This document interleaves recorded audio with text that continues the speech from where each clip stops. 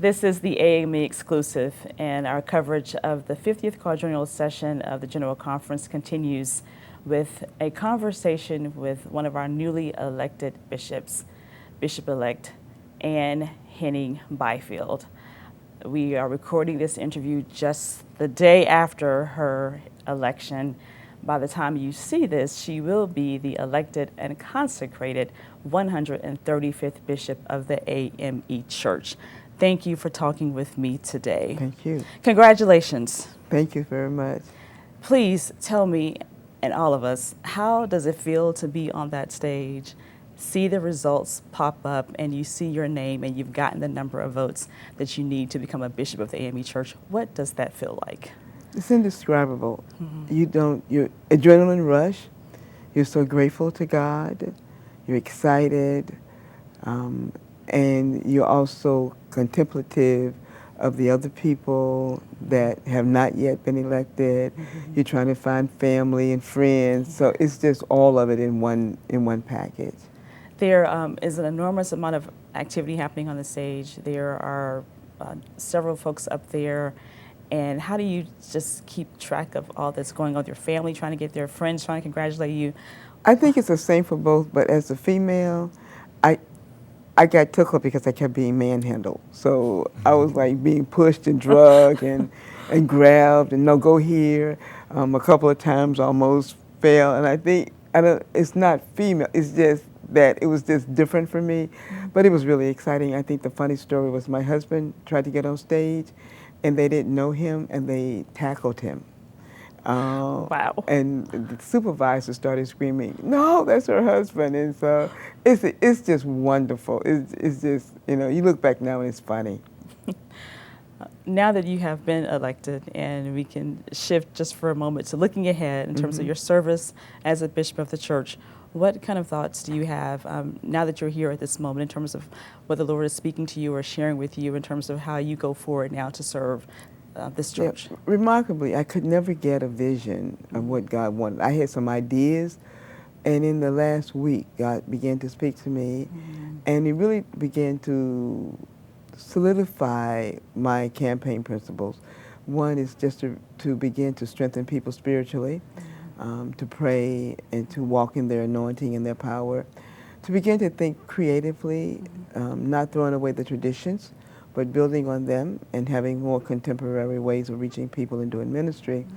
Third, to care for the church, to care for the people, the pastors, their families in ways that we don't always do, to have mutuality in leadership. And so part of that is where I'm believing. And one real issue for me is transitions for pastors who are being moved. I remember you talked about that when you came to visit the 9th Episcopal District. You did speak about the whole process of transitions. Now that you mentioned that, I do recall that. And one of the things I think it's good to mention is that bishops don't just pop out of nowhere. Bishops have, in most cases, been, if not all cases, been pastors at some point in time. So talk about how you bring that pastoral experience, and you're a presiding elder, that experience. How would that inform how you lead the church? I am multi-generation AME. My grandfather was a local who was never ordained, but he built a church in Pecan Point, Arkansas. My father was a presiding elder and pastor and southern editor for the Christian Recorder. And my mother was a life missionary in YPD and all of that, and Sunday school teacher. So I come with that wealth. The other part of that wealth is because I was a preacher's kid, I moved every 4 or 5 years. And I never had really attachments except for those childhood friends. And I can remember how I felt as a child. And then when I became became a pastor, the same feeling emerged differently. And then when I became an elder, I could see that same feeling on pastors and their families. So it is not in opposition to the itineracy, it's how do we care for people in those transitions. And you hold 2 places of distinction now. You are the sister of one of our former bishops, Bishop Henning, and you are, in our 200-year history of electing bishops, our 4th woman to be elected to the episcopacy. Talk about how those 2 places And there's stand. a third one for me. What's the third one? The third one is William Paul Quinn, one of our first bishops, was elected while serving in Indiana in 1844. There has been no person since 1844 that has been elected from Indiana who was serving Indiana. All of it means a lot to me. I never really thought the church would elect a sister for bishop, but God said run, and I did. So that's significant history, being the fourth woman, particularly after the death of Bishop Sarah Frances Taylor Davis. All of that says that the church is ready for diversity, is ready for a more inclusive leadership. As I close, our theme this year has been an extraordinary history and incredible future.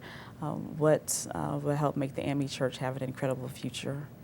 Is the inclusion of all persons who represent our Zion, putting them in their rightful places as God has done, and merging church and community once again in social justice.